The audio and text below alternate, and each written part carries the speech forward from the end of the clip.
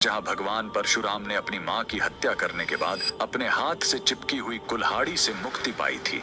यह कहानी है महान ऋषि जमदग्नि और उनकी पत्नी पतिव्रता रेणुका की। कहते हैं रेणुका हर दिन नदी से कच्चे घड़े में पानी लाती थी और उनके सतीत्व के बल से वह घड़ा टूटता नहीं था।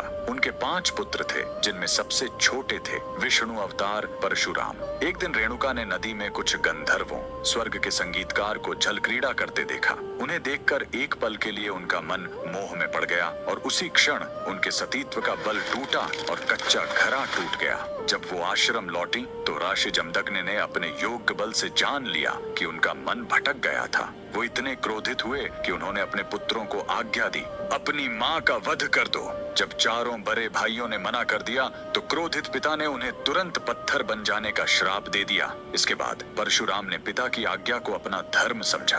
उन्होंने भारी मन से अपनी कुल्हाड़ी उठाई और अपनी ही मां का सिर धड़ से अलग कर दिया। उनकी आज्ञाकारिता से प्रसन्न होकर जमदग्नि ने वरदान मांगने को कहा। परशुराम ने तुरंत अपनी मां को फिर से जीवित करने और साथ ही पत्थर बन चुके अपने चारों भाइयों को भी मुक्त करने का वर मांग लिया। सब फिर से जीवित हो गए, मानो कुछ हुआ ही ना हो। लेकिन कहानी यहीं खत्म नहीं हुई। मातृ हत्या का पाप उस कुल्हाड़ी पर एक दाग की तरह चिपक गया और वो उनके हाथ से अलग ही नहीं हो रही थी। उस पाप से मुक्ति पाने के लिए वह दर दर भटकते रहे, लेकिन कोई भी तीर्थ उस कुल्हाड़ी को छुड़ा नहीं सका। अंत में वह पहुंचे पूर्वी हिमालय की लोहित नदी के किनारे और जैसे ही उन्होंने इस कुंड के जल को छुआ, चमत्कार हुआ। कुल्हाड़ी अपने आप उनके हाथ से छूट गई। यही पवित्र स्थान आज अरुणाचल प्रदेश में परशुराम कुंड के नाम से जाना जाता है। आज भी हर साल मकर संक्रांति पर हजारों श्रद्धालु यहाँ इस विश्वास के साथ डुबकी लगाने आते हैं कि यह कुंड उनके सारे पापों को धो डालता है, ठीक वैसे ही जैसे इसने स्वयं भगवान परशुराम को पाप मुक्त किया था।